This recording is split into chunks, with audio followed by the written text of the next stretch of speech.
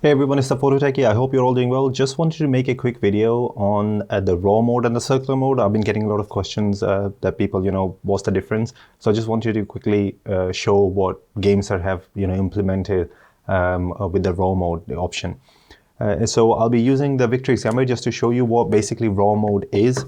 So usually what happens is the thumbsticks, if they have no outer dead zone and no physical thumbstick gate, they will make a squarish shape, and that's just the normal behavior of the sticks.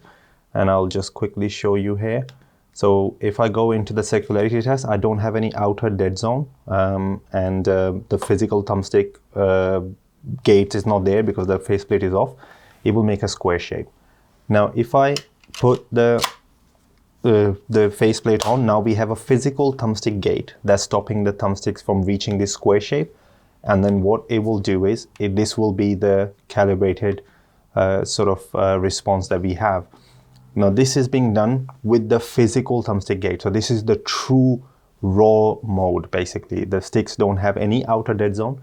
And it's basically how they design the controller, where they're sitting, the use of the thumbstick caps, even the diameter of the shaft, like everything plays a part in this.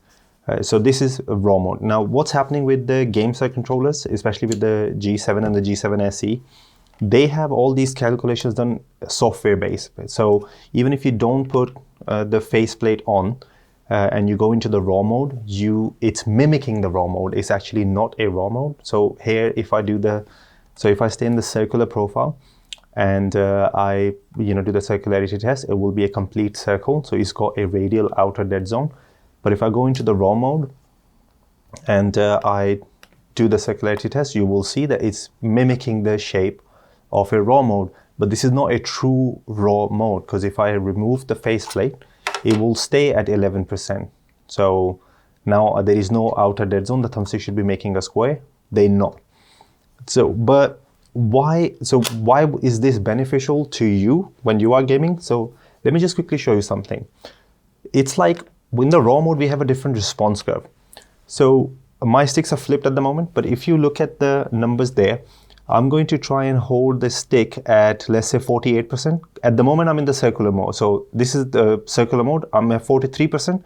The moment I go to raw mode is at 48%. Did you see that change? If I come back, it's 42%. And I'm going back to 48%. So the raw mode changes the input values depending where you are. So if you're in the circular one, you are reaching the value much later. So if, let's say this is the circular one, is at 56. If I go into the raw profile at 53, so if I go into the raw profile, it's at 60. So it changes that value completely. Now this changes your drift value as well. So if you are at the minimal, so let's say I am in, so it's 7% drift is showing me on the right stick at the moment.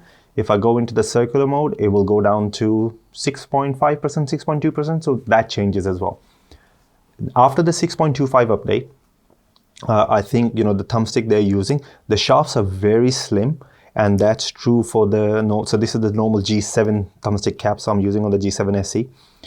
So I really like, after the 6.25 update, once you calibrate them, the raw mode is really good on these sticks.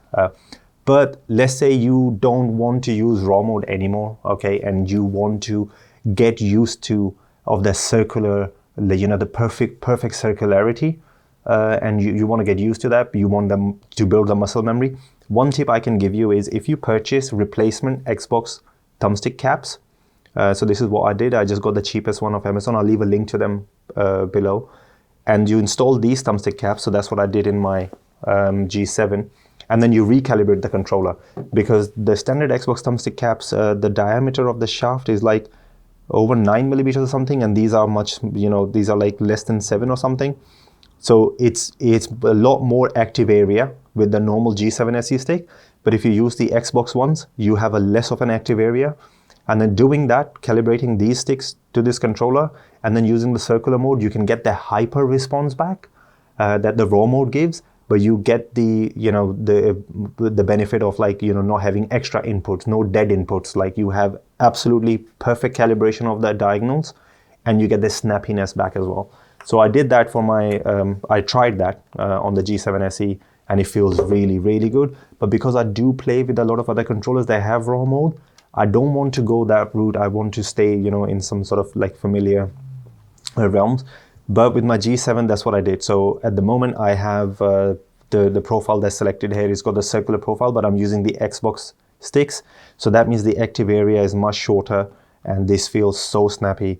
And then if you go into RAW mode, this is where the problem is. If you use the RAW mode with this, you know, the thick Xbox sticks, this gets too responsive, way too much, because now there's not much travel for them to reach. Like there's not much levels to reach the 100% values. So I still think that the version 6.25 with the G7se and the RAW mode with the normal G7se or the G7 sticks is the sweet spot for me.